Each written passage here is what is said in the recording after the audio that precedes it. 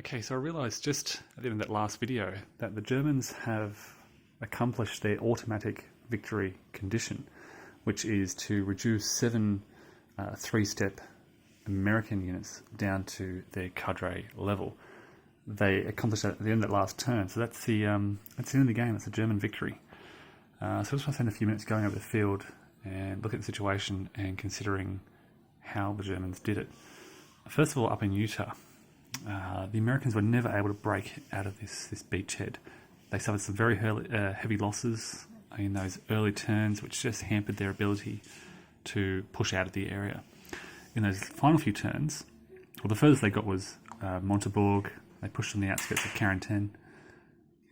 In the final few turns, the Germans started to push back against the Americans in the north, isolating some units up there, recapturing Montebourg, recapturing St. Mary-Glise, and starting to push towards the beaches.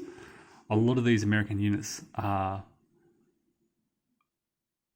heavily reduced.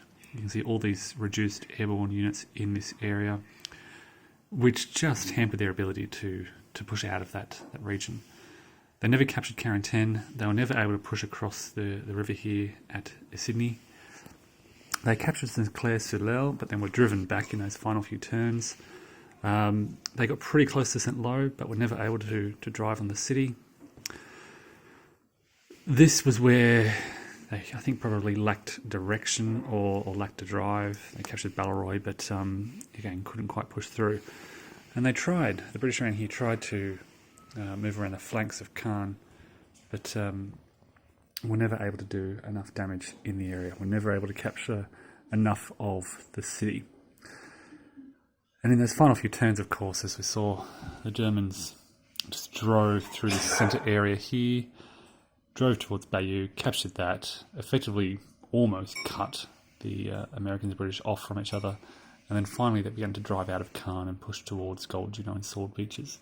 I think it's fair to say the biggest factor in that German success was the weather. Those consecutive storm turns on roughly turns 3 and 4, and then further consecutive storm turns on roughly turns 11 and 12, and maybe 13 as well.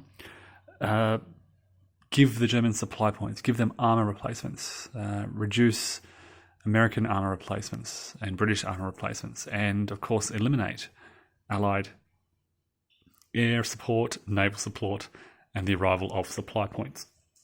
All of that provide the perfect conditions for the Germans to launch their counterattack, which they did straight through there towards Bayeux.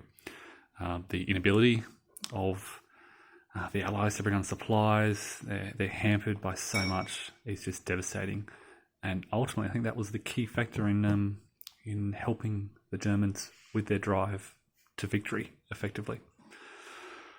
All right, well, that is Normandy 44 by GMT Games. As I said, this is the first edition, published several years ago by GMT, still available, and there you go.